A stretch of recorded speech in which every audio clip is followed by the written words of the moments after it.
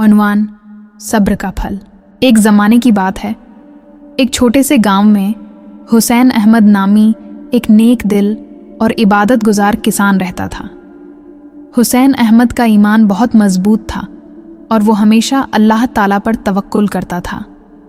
वो दिन रात मेहनत करता, ज़मीन को हल चलाता, बीज बोता और अल्लाह से दुआ करता कि उसकी मेहनत रंग लाए। एक साल बहुत सख्त गुजरा। बारिश नहीं हुई, सूरज की तपिश ज़मीन को झुलसा रही थी और फसलें सूखने लगीं। गांव के बहुत से लोग नामायूस हो गए।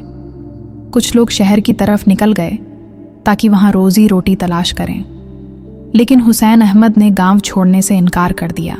लोगों ने उसे समझाया, हुसैन अहमद, तुम क्यों अपनी ज़िंदगी बर्बाद कर रहे हो? यहाँ कुछ नहीं बचा, चलो हमारे साथ शहर।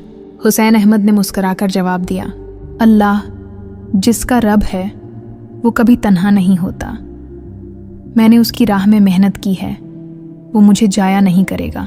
हुसैन अहमद रोज़ाना सुबह उठता, खेतों में जाकर सूखी ज़मीन पर पानी के चंद कतरे गिराता, दरख्तों से बातें करता और अल्लाह से गिड़गिड़ा कर दुआ करता। एक दिन जब सब मायूस हो चुके थे, अचानक आसमान पर बादल छा गए। एक गरजदार आवाज़ के साथ बारिश शुरू हो गई। पूरा गांव हैरतज़दा हो गया। कई दिनों तक मुसलसल बारिश होती रही और ज़मीन हरी भरी हो गई। हुसैन अहमद की खेती सबसे ज़्यादा अच्छी निकली क्योंकि उसने दिल लगाकर ज़मीन की देखभाल की थी, चाहे हालात जैसे भी थे। गांव वाले शर्मिंदा होकर उसके पास आए और कहा, तुम सच्चे मोमिन हो, तुम्हारा यकीन और सब्र हमें भी सिखा गया कि अल्लाह की रहमत कभी मायूस नहीं करती।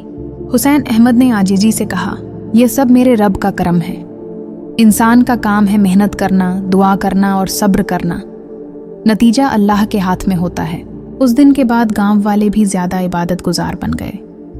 वो हुसैन अहमद से नसीहत लेते और दीन के बारे में सीखने लगे। हुसैन अहमद की खेती से न सिर्फ उसका घर आबाद हुआ, बल्कि वो गरीबों की मदद भी करने लगा।